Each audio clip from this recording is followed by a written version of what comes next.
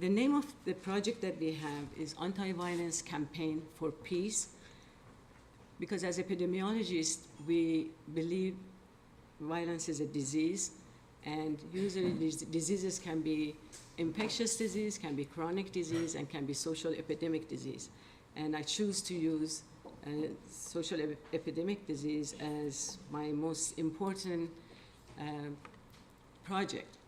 As you see, it says violence is a disease, and it's totally a very deadly social epidemic disease. People don't think, violence when they look at it is a disease, but for sure, at least last 20 years, we call it a disease, and it's a #1 public health issue. Whereas before it was criminal justice system issue. Now it's totally different. The reason is it kills more people, more children than many diseases combined. So whatever kills our human being, it is a disease. And also, is it genetic violence? It's not genetic. You never see a baby be born with a gun in their hand or being vicious or being mean. They cry, but they cry to just open their, airway system, not because they're violent. And we believe very strongly that violence is a learned behavior. Now, the other question come to you is, I'm very happy to hear if anybody feels that human being is really civilized. I personally don't, because when I compare animal with human, let's see, lions or tigers, first of all, they don't kill their own kind. They may kill another animal just to be survived, just for eating and nothing else. But look at human being. We kill each other constantly, every day, fight with each other. Is it for survival? I don't think so. I believe we have enough resources in this world that if it would be equally distributed, we all can live very well. We don't have to kill each other for that. Unfortunately, this killing and all this vicious act comes from greed and come from wanting more, either power or money, nothing else. And as example, I want to tell you, 20th century, according to World Health Organization, was the deadliest century in the history of humankind. I don't call it mankind because man and woman are the same, so humankind. And it's more than 191 million people. Please just think about it. That's a huge number. 191 million people were killed because of the war, conflict, or violence, in the world. So you can imagine if we can call us civilized. I look in dictionary for civilization and finding what definition I can come to. I look different kind of, any kind you can imagine. I really wasn't satisfied with any of them because they talk about better culture, but what is better culture? It is really different the way you discuss the different cultures as far as, your definition. And the only thing I like sort of better than others is this one. I say, how can we measure civilization? And it says we cannot measure civilization, how tall the buildings are, or how strong is the concrete part of it, but rather how well the people have learned to relate with each other and with the environment. And this is a Native American saying, and I think it's very, at least closest to my, belief. Now, violence is a big thing, but especially in the U.S., in this country, gun violence is one of the devastating and really heartbreaking problem that we have in this country. So we decided to work with gun violence issues. That's why we are trying to talk about it more than other violence. And I'm sure you have heard about all these gun shootings, and you were explaining about Newtown, which is one of the many, many, school shootings we have. Beside the school shooting, we have shootings all the time, all around us. If it doesn't come in the media, it may be not for them, newsworthy, or it's not as big, or so many people only injured. That's why it's not important. It's it's good when they are killed, so they make a big, talk about it.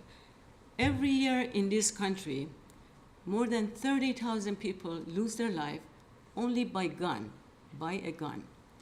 To be exact, in 2010, we have 31,076 people, innocent people, lost their life. And that means like every day, 85 people lose their life. Today you have been here, 85 people died somewhere. And worse than that, it means every 20 minutes, one person loses their life because of gun. I wanted to give you some example. Vietnam War was 8 years and was very infamous.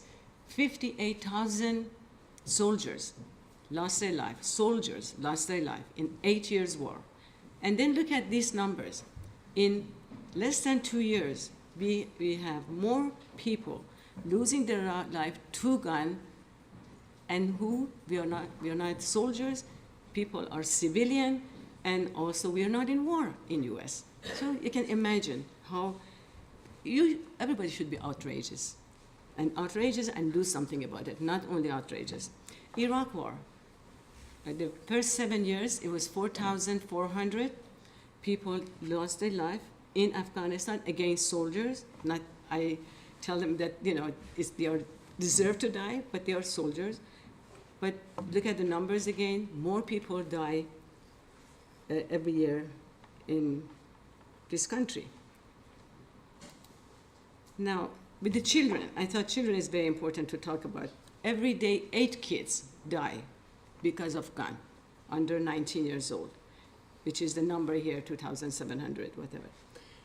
And also I want to say the comparison between, there's a study, comparison between US and 25 industrialized world. And they find out in the children under 14, about 12 times the number of kids killed in the US, 12 times bigger, larger than these 25 countries combined. So please pay attention to this. It's not only 14 times, 12 times more, it's 12 times more than the combination of these 25. So I don't know why this, nobody does anything about it. Again, a study was done in inner city, 7-year-old kids, and they asked them about violence. And 75% of them, they said they have heard gunshot. Why in the civilized world we should even hear the gunshot, that 75% of 7-year-olds have heard it. And another bad point with the children is, in this country, unfortunately, because of one of the things, availability of gun and love of the gun for so many gun lovers, is that they keep gun at their home, and the children are exposed to it.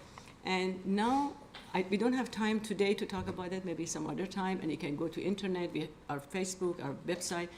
Many kids as young as 2 years old, 3 years old, 4, 5, 6. Very recently, as we speak, in like 2013, in April, they have found their mother, father, real gun, and I don't know how a 2 years old, a 3 years old can pull the trigger, and they have shot and killed their mother, father, sister, brother, friend, neighbors. And one of the ironic things that I hope I have time to say it, because it's really bugged me, is that recently, in May, a family bought a very first gun for their kid for their 5th birthday. When he was 5 years old, they bought him a gun, which this gun named my first gun. So the same day, on the birthday, the boy used the gun, which was loaded, stupid, and then killed his own 2-year-old sister. Now, forget about this tragedy happened. Forget about that. You can imagine this little kid, when they grow up to be adult, are they ever going to be happy with themselves? Are they going to live with themselves? That knowing in the back of their mind that they killed their own little sister. And then the family of this person. So this is going to be a vicious cycle, going on and on, getting, mental problem that you guys know more about. So, let's see this one. Another big comparison that is shocking, and I'd like you to look at it. In 2009, there was a study finding about the number of murdered by gun in different country, comparing with US.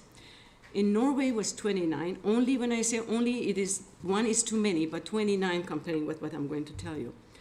65 in New Zealand, 92 in Sweden, 263 in Australia, 610 in Canada, but look at US, 15,399. Just think about it. I hope that you really think about these things, see how outrageous we should be.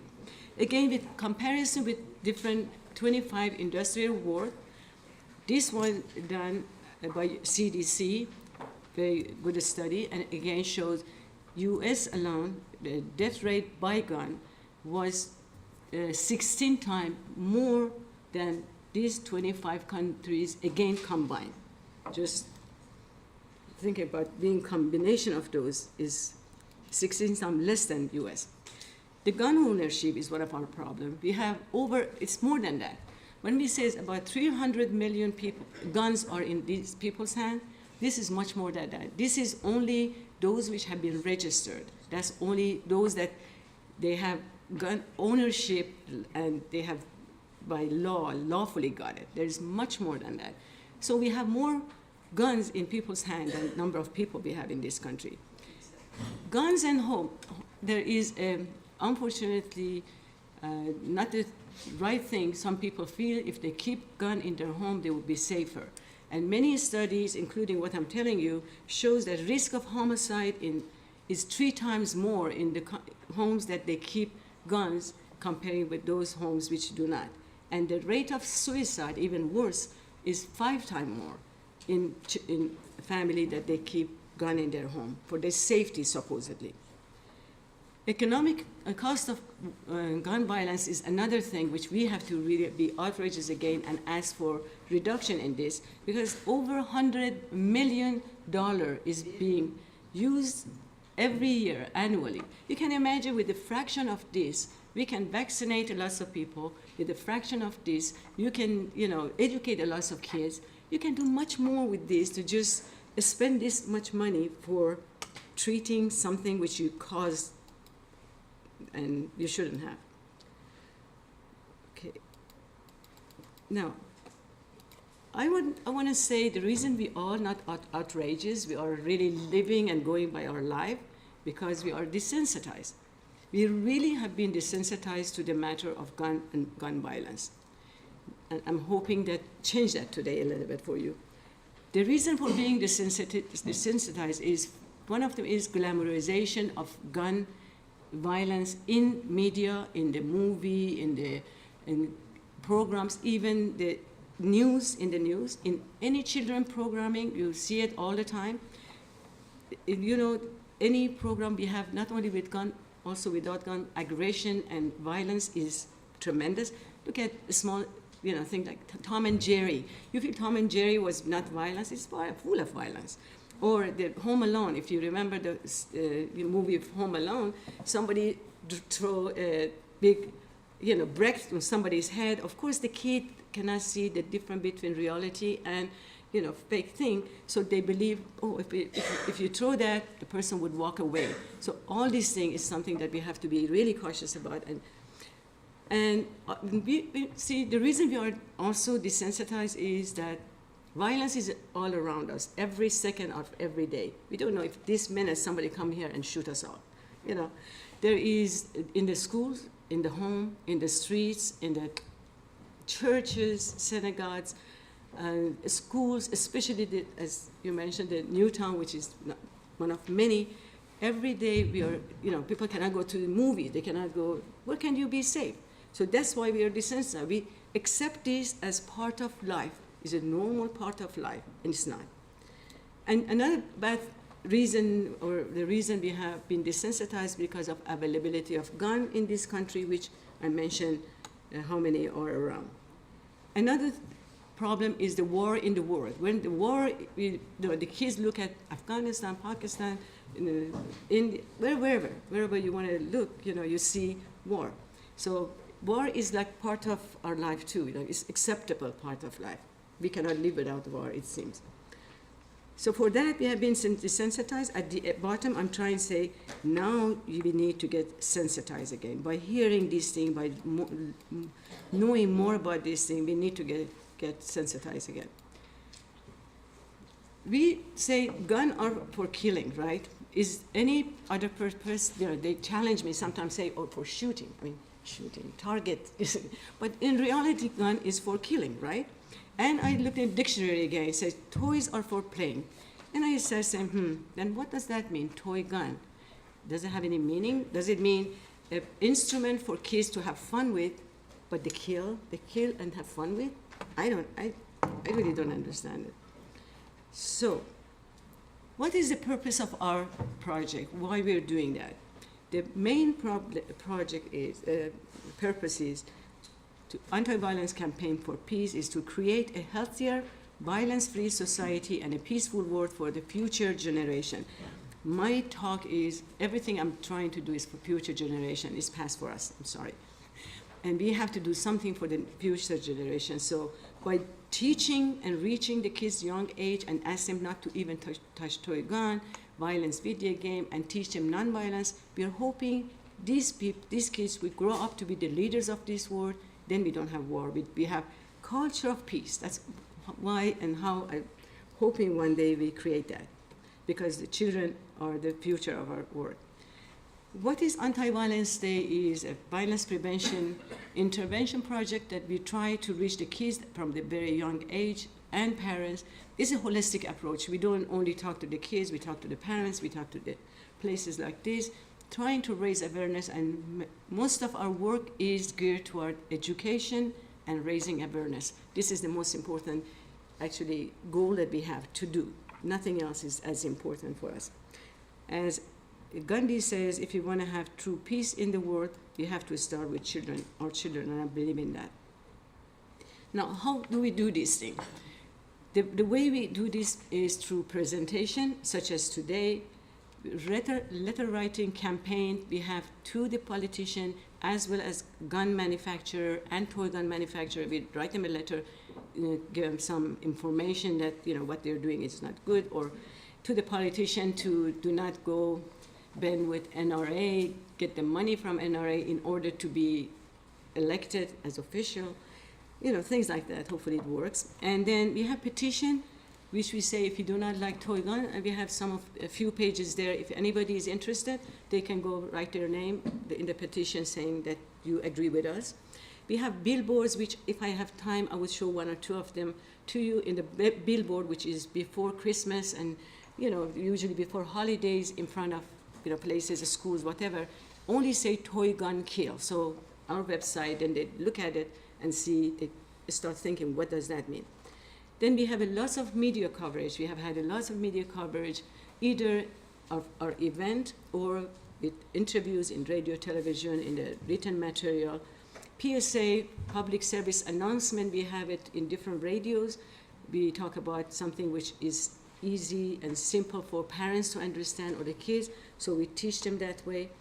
And one of the other work that we do is art exhibit, which is called Replacing Violence with Art, which I'm trying to show you few arts. And the art pieces, and one of them is here, but I'm going to go through this thing. The art pieces are made in a different way. We first of all, when the kids, or in the next one when I'm talking about, when we say anti-violence campaigns for peace and Peace Day event is when the kids, after being educated, they come to parks or somewhere that we designate. They come and give their own toy gun willingly to us. They don't fight because they taught them already. When they come to the park, I show you some boards. We have a board there. They put these art pieces on the board, which says say no. So they actually learn themselves, first of all, from something negative and deadly, they make something positive and happy. So they feel good about themselves. And 2 minutes left. I cannot even show my. I probably go this fast. Go to some of the artwork then. We say this is not a toy gun exchange. It's very important to know. We say toy gun kills. The rest of it is more photos. And I want you to see this and think about if Which one do you think is real gun or toy gun? Just think about it, don't tell me. But I show you in next one that if you're right or wrong. Anybody was right? And this one supposedly looks like a toy gun, but believe it or not, this is real gun. And the people, the gun maker, try to make confusing the police officers and others.